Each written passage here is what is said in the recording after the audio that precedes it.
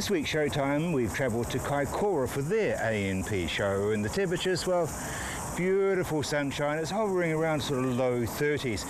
Brief word with the local policeman. He said it could get ugly around the ice cream stand if they run out, but I don't think there's any risk of that. The lovely thing about Kaikoura ANP show is the setting, looking out over South Bay, and it's a lovely, compact little show with lots and lots for the children to do as well as the usual competition. Ladies, what a lovely little spot to be eating ice creams and keeping out of the sun. It's lovely. A bit hot and bothered. The climb up here is not all that great. But no, it's very nice when you get up here. So you're just enjoying the show, the two of you? Yeah, it's a great day. We've got Girl Guiding tents, so we've got biscuits for sale and lots of people in to chat, and yeah, it's good fun. Girl Guides still going well? I mean, you don't hear much about them. You don't, and they're probably not trendy. You know, it's a values-based program, and that's something that, how do you explain values? How do you show values? So it's something that, you know, with gymnastics, you see children on a beam or doing a pole vault or whatever it is they're doing, and there's something visible that you can see, and you know, it's tangible. Values are different. They're your manners and your respect and your caring for others, and that's not quite so visible. So is it starting to come back though, because we seem to be swinging the pendulum? Yeah, I think so. I think that people are looking more for that moral fibre to their children rather than the achievement. They want to go back to what Granny and Granddad did? Yep, and things like we were playing elastics the other day, and the parents are going, I remember doing that, that was great fun, and bringing out the chants and, you know, those old-fashioned backyard games that kids don't play anymore. So, yeah. You're from where? Suburban schools, looking after the gates this weekend, well today. So you're basically working as one of the many volunteers. Parents, yeah. And you picked the shady spot. I got lucky. I would suggest that you probably organised. I didn't pick it, I got lucky. It's very hot down there. Well, a girl's got to get lucky every now and again, doesn't she? She does, and today's my day. Well, you thoroughly enjoy it. And Thank hey, you. listen, good luck with the Girl Guides. Thank you. I seriously think that you're on the right track. I think so I'd love too. to see Yep. people Yep. taking those old principles and you wanted to know how we would visualise it. Look in the mirror, because Excellent. that's all you need to do to see how good it is. Great, thank you. Thank you both. Yep. Enjoy the shade. Well, and enjoy your day. Lovely. Cheers. Okay, thanks. Yeah. Environment Canterbury had a marquee at the Kaikoura ANP show with a display about biosecurity. I wanted to find out more about the pests that farmers and rural residents face, so we dropped in on Lawrence Smith to find out more. Regional biosecurity is about managing pests within the region that cause economic, environmental or harm to people. Who's responsible? Obviously you've got an oar in there as well, and I guess Ministry of Primary Industries does as well. Yeah, I mean the Ministry looks after our border, trying to prevent new incursions from coming into the country, and also when something does establish and it's of a national significance and a threat nationally, then they'll be involved there. But in a regional sense, regional authorities like Environment Canterbury are involved in attempting to either manage by eradicating or reducing or containing pests. Basically, what is a pest? I mean, how do you get to the definition of a pest? Well, the definition of a pest is an organism that is defined in a pest management strategy. So something that's going to cause economic harm or environmental. Have you got any that are sort of coming up through the ranks that you're trying to contain and fix? Yeah, well, Chilean needlegrass is a good example. It's a pest that's of still reasonably limited distribution in New Zealand. It's confined to about 3 regions, Hawke's Bay, Marlborough and Canterbury since 2008. It only occupies about 3,500 hectares in New Zealand, but it's capable of invading probably up to 15 million hectares on the east coast, primarily of New Zealand. So what should farmers do apart from keep an eye out? Well, I think when we look at biosecurity and responsibilities, regional authorities, I guess, are given the task of trying to manage these pests in a region-wide sense, but when you look at a pest like Chilean needlegrass, a responsibility falls back to everybody really. So talking about the farming industry, it's back to the farmers themselves at the front gate. It's very important that landowners consider what's coming on and off their properties. So in terms of vehicles and machinery, people, animals. So looking at all the different pathways that could be involved in moving some of those pests around through different vectors.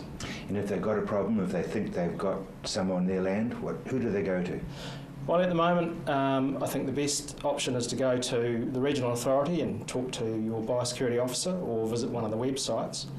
With Chilean needlegrass, we've actually got a 3-year Sustainable Farming Fund project with a number of partners, including the Ministry for Primary Industries. And we are looking at, I guess, emphasising the on-farm biosecurity as a key component of that program. So there's not only the approaching the regional councils, but also there's a CNG coordinator being appointed, and Jenna Taylor, and approaching Jenna would be probably the first step in discussing, particularly Chilean needlegrass, but for all pests, regional authorities are the first step. And farmers really should be vigilant because it's their land and it's their economy and it's their future.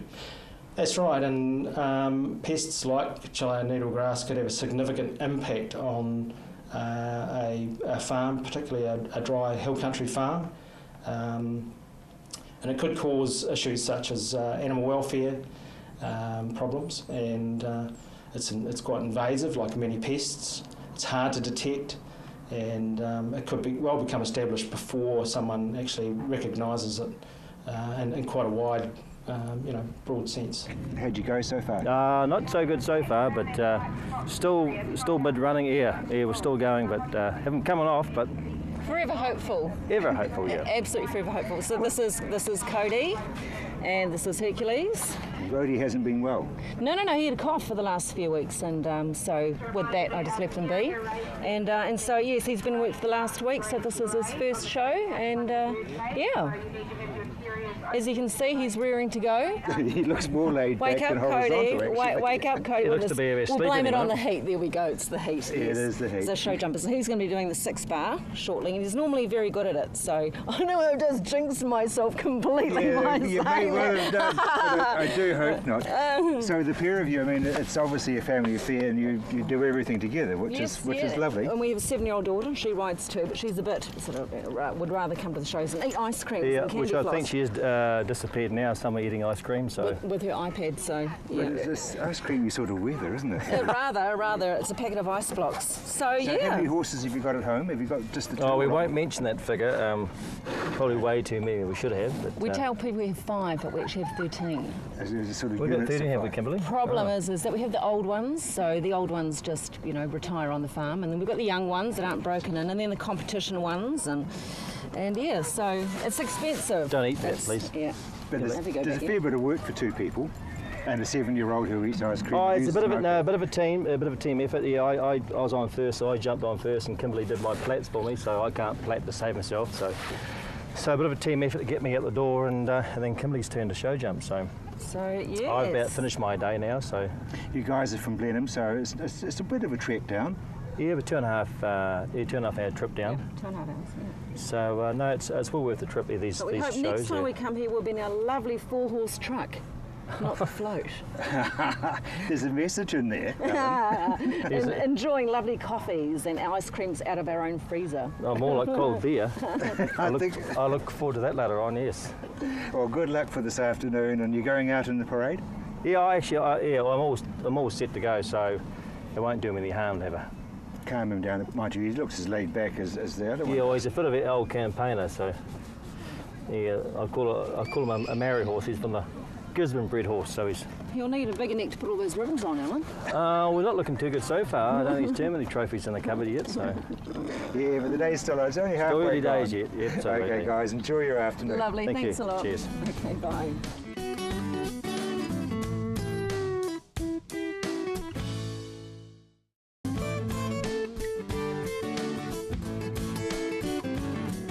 Kiwi Farm Alpacas, tell me who and what you are. Yes, we're a group of 9 individual alpaca farms that have got together mid last year to just form a group that could market and promote alpacas on a larger scale.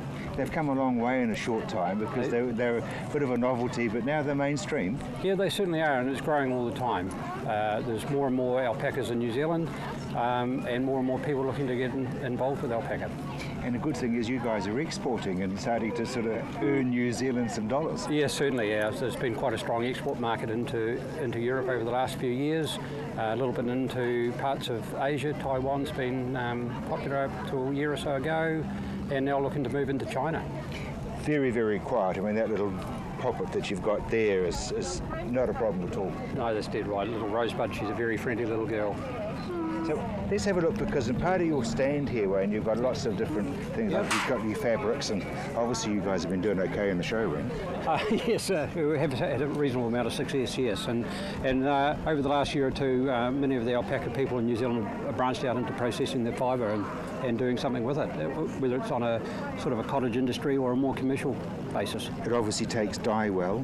Yes, it does, yeah, very well. As you can see, all this 100% alpaca, natural product, but dyed. And it's very, very soft. Yes, it is, yeah, have a feel of that. Yeah, I mean, that's absolutely lovely. Yeah. It's so incredibly, must be beautiful to wear. Yes, and very warm.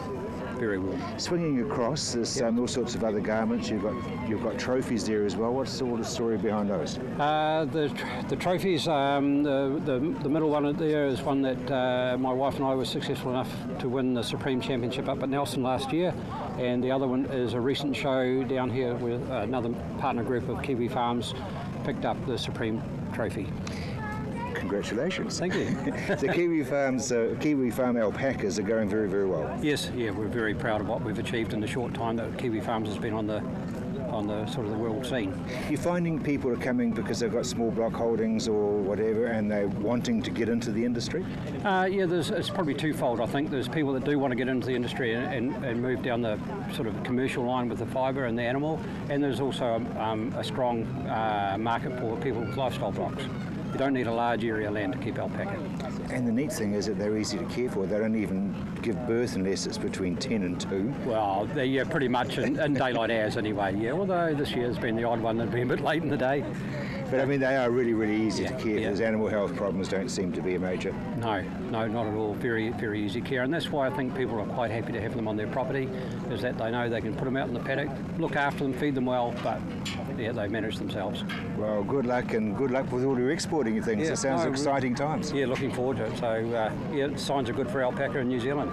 So while the pipe band is entertaining everybody, there's a bit of action in this tent as well. What's going on here? Indeed. We've got the mechanical bull here from Christchurch. We've got one of our lovely hosts here who's going to show us how the mechanical bull is run. I'm functioning the rock, the spin, and everything in between that. So let's rock it and see what happens. Alrighty. So what are we doing here? Well, so at the moment I'm starting off with a wee bit of rock so that our attendant can get a go here. I'll put a little bit of spin in there. This is to throw them off a little bit. And she's obviously done this before. Oh, I think she's a beginner actually, so we're going to give her some credit. She's hit the pavement. So like all good bull riders, they go down at the end. This figure of speech, but yeah, I mean, the bottom line is that she's a lot gamer than I am. I'm not going up there. Oh, indeed. I've been up a few times, but it's good to see everybody else have a turn. So is it popular? Oh yeah, very popular. Yeah, we take this one all around the South Island. We're over in Hokitika last weekend, and here in lovely Kaikoura this weekend. I guess it's a big thing for bars as well. Yeah, absolutely. Things can get a bit messier at the bars, but we keep them in line, and everybody has a good time. Yeah. All so well here. What age groups? We generally go from about 18 is ideal. 18 and up is perfect. You know, they're in for a good ride. Yeah, they're a bit more bulletproof than some of the younger ones. But we do cater for most ages. Yeah. Good on you. Well, I hope everybody has a lot of fun. No, obviously, it's pretty well padded, so yeah, absolutely. Padded from top to bottom and all the way around. Bubbling Energy has got their bouncy castles sorted, so. Yeah, and the bull's got plenty of good rides to give in Kaikoura today. So just give it another couple of twirls. Oh yes, if you want to see it go. And people are supposed to stay on during that? Oh, for a little while. And then they're definitely supposed to be gone. The real ones are about, 8 seconds, aren't they? Yeah, about that. Ye gods of little fishes, you're supposed to stay on that. Yeah, yeah, for about 8 seconds, that's all you'll get. Well, Harry, we've just had a look at the mechanical bull, but these Romneys look as though it's for real with these youngsters. They're a lot better for the youngsters, I reckon. Yeah, definitely. So what's the rules? They obviously have to wear a helmet. You've got to have a helmet, and they've got to be under 20 kg to get on the sheet. So anything over 20 kg, they can't get on there. It's too heavy. Don't leave, put a helmet on. You can see where you go. It's going to last you 8 seconds, isn't it? 8 seconds. They obviously love it. So 8 seconds is the traditional for adults on bulls and broncs. These guys, some of them are hanging in there. Oh, one guy there hanging right across there. That's a good 8 seconds, I reckon. And is it just bragging rights, or is there a wee trophy at the end? They get a little trophy at the end. As far as I know, yeah. They get a trophy from the association, I think. That's neat. How did you get involved with this, Harry? I own the truck that brings them in, and just help out with them. But isn't it fun, AMP shows? Yeah, definitely, yeah. We'll let you get back because you're the man on the gate. Oh, that'll be right. They'll handle it. I'll go to the pub. Right, thanks very much. No, cheers. So AMP shows are mainly about animals, and of course the centre of the ring is the horses. A lot of ribbons. What have you been doing today? My hack got champion today, so he won his open and went out for the championship, and he managed to get that. So, yeah, and I won the minute as well with him, and he got second in the pace. So you've had a big day. Yeah. Tell me about it. Well, how long have you had him? I've had him 4.5 years. Yeah, and he's been to a lot of AMP shows. So we're from Christchurch, so we've come a wee way for Kaikoura AMP. You have, but it was very rewarding, obviously. Yes, yeah. Tell me about a hack. What do you mean by hack as a class? So that's on their height. So he has to be over 158 centimetres to be classed a hack, and they're like a finer animal, and they have to have good conformation and things like that.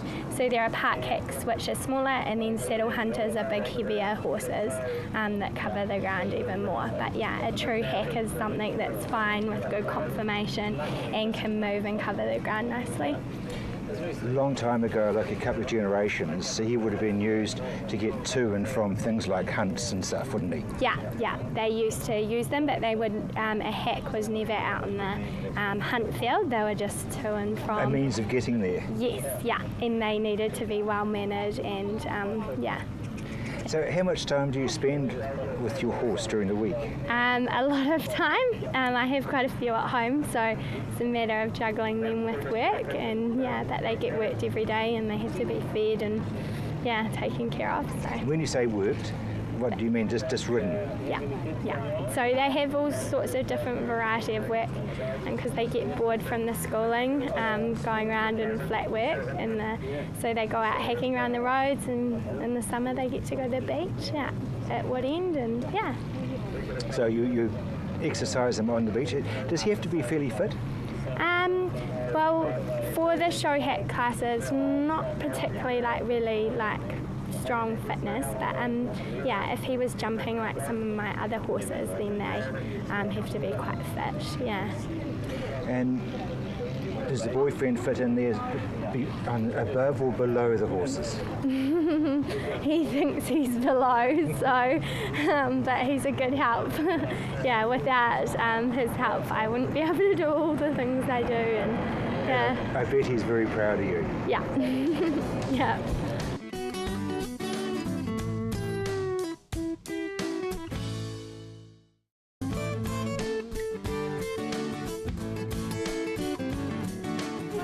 It's about reducing our impact on the environment. So whether it's about recycling, reducing what we're purchasing, reducing our fertiliser usage, fencing off streams, it's all about being responsible for the environment. Thinking smarter. Thinking smarter. And also thinking to the future, so we've got something to leave behind for our children.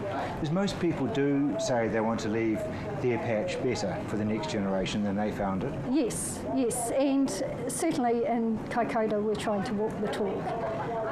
Now you've got trees for travellers. Yes, we have, and that's Well, there's two sides to the Trees for Travellers program. The first side is you can offset your carbon footprint by purchasing a tree which is planted on public land, and you can come back and visit the tree in the future. So any carbon you produce by travelling to Kaikoura is then offset by what the tree sucks in as it grows. The second side of Trees for Travellers is environmental enhancement.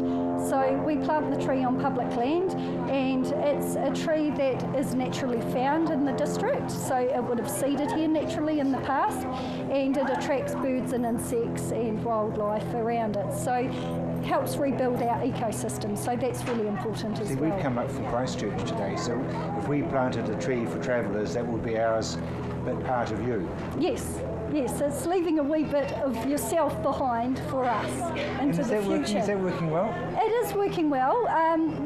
We'd like to plant 1 million trees to be a carbon neutral community, so we've got quite a few 100,000 to go, but the program's working really well, and we've got areas that are well established now.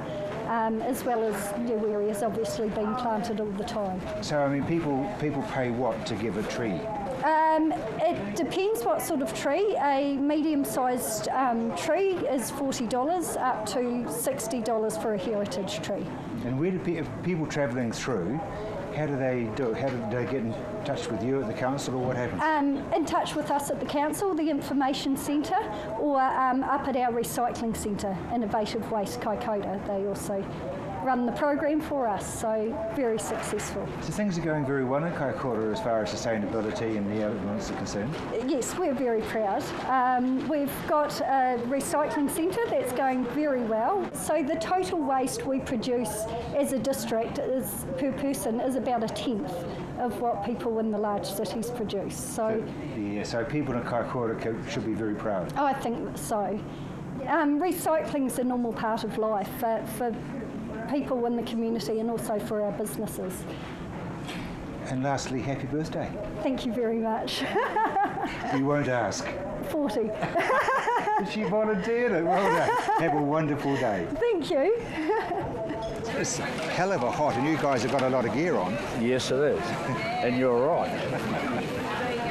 We could do without these, but it's part of the uniform, and we try and look good, as well as try and sound good. Well, you do sound great and you look wonderful as well. So how often do you guys get together and practice? We practice regularly once a week, all year. When daylight saving permits, it's twice a week. We have a marching come drill practice on a Sunday evening. That sounds almost as though there's competitions involved. Yes, there is. So what grade are you guys in? We're grade 4. We have good membership right now, but at the end of each school year, the 6th, 7th formers, or the year 12, 13. 6th or 7th formers for my age group. Okay. They all disappear and go to university, so we have to build up again. You do have a lot of youngsters in your band, which must be very rewarding. Yes, it is. There's a lot of time and a lot of effort go in by a few of the oldies to retrain youngsters year after year after year. But it is lovely that people are still wanting to be in a pipe band. Yes, it's the music you either love or hate. So anybody who chooses to learn generally has a love of pipes or drums, and they stick with it and become quite proficient. Well, wherever you were playing today, there was a crowd around you, so everybody really appreciates you being here. Thank you very much indeed for leading the Grand Parade. You're welcome. It's part of the job. We're happy to be here.